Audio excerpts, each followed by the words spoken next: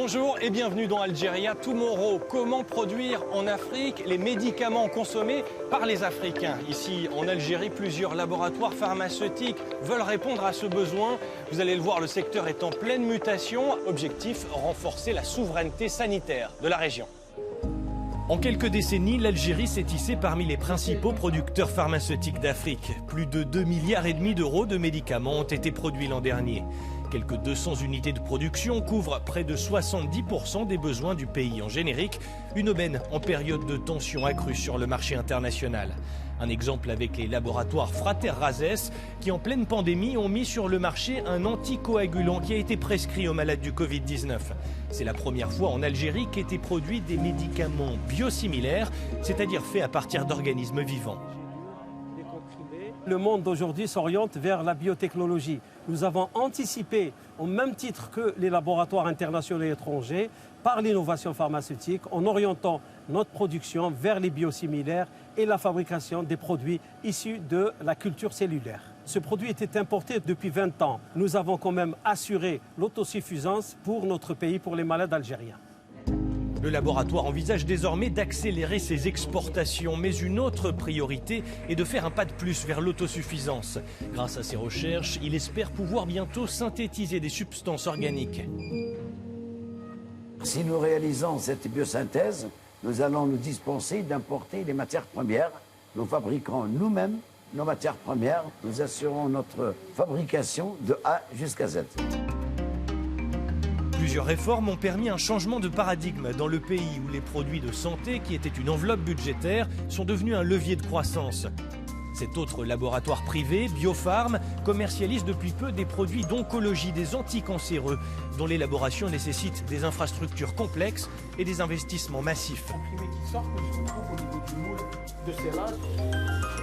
L'industrie pharmaceutique est la locomotive de l'industrie en général en Algérie. C'est une industrie qui connaît depuis une vingtaine d'années une croissance à 2 chiffres. Le challenge, c'est d'acquérir le know-how, le savoir-faire pour la production de nouvelles technologies. Nous avons aussi l'ambition pour l'année prochaine de passer à l'hormonologie et pourquoi pas passer aux médicaments biologiques dans un proche avenir. C'est ici, dans ce laboratoire de R&D, que Biopharm développe ses prochains produits en collaboration avec le milieu scientifique et universitaire algérien. Objectif, faire mûrir une industrie encore jeune à l'échelle mondiale.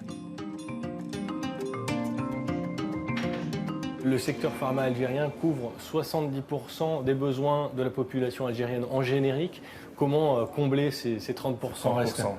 Alors les 30% restants, c'est des produits assez difficiles à développer, c'est des produits innovants. Tout passe par l'innovation. Donc l'innovation, c'est la clé de la réussite de toute industrie. Et ces produits-là, pour aller les chercher, il faut investir dans la ressource humaine, dans les locaux, dans les centres de recherche et développement.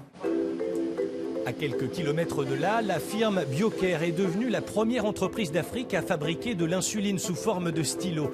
Là encore, la facture des importations se retrouve réduite. Le soin du diabète est l'un des principaux postes de dépenses de la sécurité sociale algérienne. C'est une technique et technologie unique à notre continent africain. C'est un produit vital surtout pour le malade algérien et le malade de notre continent africain. Pour donner vie à sa stratégie sanitaire, l'Algérie s'appuie sur le laboratoire public Saïdal. Il a été l'un des premiers en Afrique à produire un vaccin anti-Covid, le Coronavac, en collaboration avec la Chine. L'entreprise se tourne vers l'Afrique et soutient le développement d'une industrie continentale intégrée avec des pôles régionaux spécialisés. Nos partenaires africains deviennent eux aussi plus exigeants et ils veulent une présence d'une partie de l'industrie pharmaceutique chez eux. Et ça, Saïdal peut l'offrir. Comme vous savez, quand la santé va, tout va. Donc quand on commence par donner cette sécurité sanitaire aux populations, suivra certainement une sécurité alimentaire. Et c'est les deux domaines les plus importants pour développer l'Afrique et pour développer l'Algérie. L'un des enjeux dans les temps à venir sera de convaincre les principaux bailleurs de fonds comme l'OMS d'acheter des médicaments africains afin de créer de la valeur ajoutée sur le continent. C'est tout pour cet épisode. Merci de l'avoir suivi. On se retrouve très bientôt dans Algeria Tomorrow.